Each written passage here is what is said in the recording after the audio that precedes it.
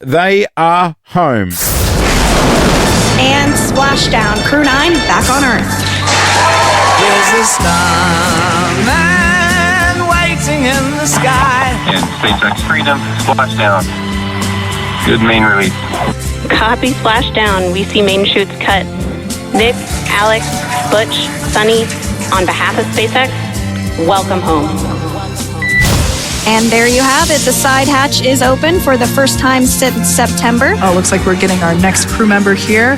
That is none other than Sunny Williams. Big smile, big waves. She, like her other crew members, now will be assisted onto the mobility aid. There we have it. Some waves, some thumbs up, and some smiles. Oh we could not stop watching yesterday. Well, you did. You went and got some food and missed a key moment of it, but I was glued to the screen. I saw him hit the water, like they were safe. You know. Hey, let's bring in Professor Alan Duffy now. Good morning, Professor. What a huge day yesterday. I'm gathering it all went to plan. Yes, good morning. It was a great outcome, absolutely perfect deorbit landing, and they even got a pod of dolphins to greet them, which is one of the more surreal experiences. It was incredible, right? It was like watching a movie, watching that whole scene play out. As an expert in the field, were you watching it with any nerves or trepidation, or did you just know that it was going to work out? No, I was worried for the crew. There's a few stages which are incredibly dangerous. There's the one where you're coming from essentially 28,000 kilometers an hour and slowing down, burning through the atmosphere. That's very dangerous. It gets to 1,600 degrees on the outside. Jeez. There's flames licking up over the windows. These are the really dangerous moments. Which is why it looked like a bit of a burnt marshmallow, right? What's happening to your body when you're traveling that quickly? Yeah, so look, you're getting an incredibly violent roller coaster, it's been described as. So the crew are coming from this kind of serene experience, sitting in orbit. They haven't walked for 9 months. They haven't felt gravity, the weight of gravity, so they've become very frail. And then they have to go through that on the way down, which becomes an extremely grueling physical experience. Luckily, it's just 2 minutes and it's over. Well, I was about to say, how long would that part be? Just the 2 minutes? Because all that was it a 17-hour trip home?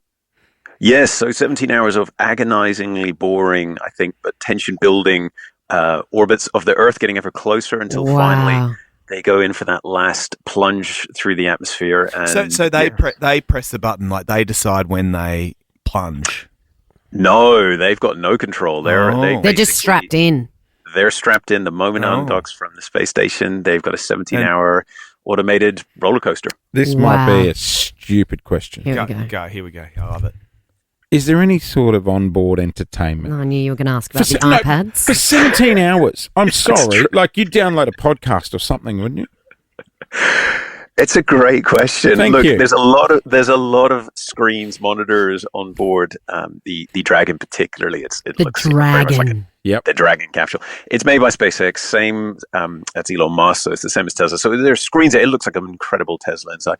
But my understanding is there are no entertainment. There's no movie streaming. You might sneak a podcast through the earpiece, but I think they probably would prefer the astronauts to be focusing on the mission. So it's obviously, like you said, like a violent roller coaster for a couple of minutes coming in, and then you saw we all saw those extraordinary pictures of them floating down to land in the ocean.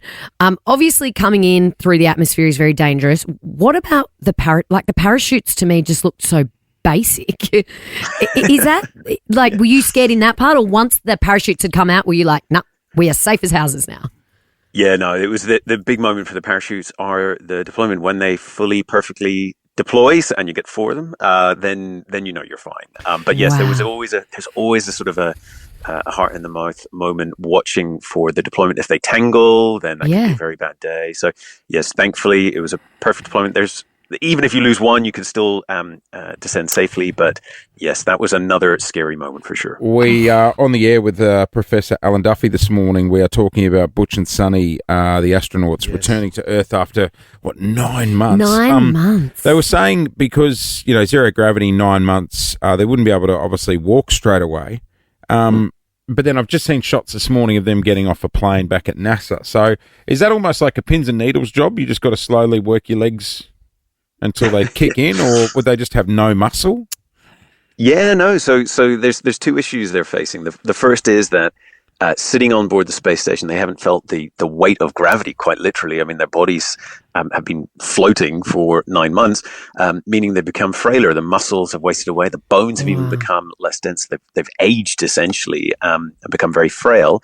On the other challenge, they also they haven't walked for 9 months. They haven't got a sense of down, a direction of down. So once they finally get on the Earth and their bodies are feeling this is the direction down, it confuses their inner ear. They get unbalanced. In other words, they have to regain their land legs, and they'll come off swaying and very confused, as well as frail. So if they then do fall, they really can hurt themselves, which is usually why they're off in stretchers or wheelchairs when they come off the capsule in that key first few hours. Hey, Professor, because they were stuck up there for so much longer than they anticipated, were they given extra tasks? Like, did they achieve anything that they weren't actually initially set out to do? Yeah, that's a great question. They had lots of duties. They pulled their weight while up there. There's always tasks to fix this aging space station. But in particular, there are a lot of science experiments. I think Butch clocked 900 hours of science experimentation up there. Wow. My own uni, Swinburne, we actually fly up experiments every year to the space station with schools across the country. So these are, sadly, I'm not sure that any of ours were getting helped by Butch. That would have been a cool moment. But yes, there's a lot of science done on board the space station. Where exactly were they? How far away were they? From land? Yeah, from Earth were they on the space station? Yeah, so the space station orbits about 400 kilometers above our heads. It does a lap of it's really not. It's a few hours at highway speeds to get up there. Yeah. In fact, it's close enough and it's big enough, the space station, that during sunset, if the timing is just right, you can actually see the space station cool. Overhead as the brightest star in the night sky, and it will just slowly move across the sky in about a couple of minutes. Space freaks me I know, but that's pretty cool. I'm scared of the whole thing. Well, I recently watched Matt Damon in The Martian, where he grew the potatoes because he was stuck on Mars. Enough food at the space station for the 9 months they were stuck there? How'd they go with supplies? Yeah, look, they do grow a little bit of food up there, mostly lettuce and other perishables, to get some, actual variety in their diet. Yep. Most of it, yes, it's packaged up. They're little squishy space sacks food. of food. Yes. It's not great. It doesn't look very fun. Well, their biggest challenge is they've got no sense of taste or smell because without gravity to pull the fluids from your head to your feet like we have every day, it just builds up. It swells your sinuses. It's like you've got a cold for 9 months. You cannot smell or taste anything. Oh, we'd be so fit if we couldn't smell or taste what we're eating. I hear you. Hey, Professor. I thought you were going to call him bro. Bro. Professor, do you believe in aliens? I do. I think there are so many we have now discovered so many twins of the Earth in our galaxy alone. We've not yet found life on any of them, but the chances are billions to one against now if you're saying that we're alone. So I think the stats have to play out that way. Elon's really working on getting to Mars. Do you think he's going to get there in our lifetime? Bro? I actually think he does. He's a billionaire who has the most powerful rocket in the world. Oh my God. Probably rocket man. No. We're taking the Teslas and we're going to Mars, baby. Professor Alan Duffy joining us on the air, mate. Thank you so much. That was a great insight. We appreciated that. Thanks so much for having me. It's like Christmas for Alan. Oh, yeah. Oh, imagine. Oh, yeah. I mean, seriously. You would have had a few yesterday watching that thing land, Professor.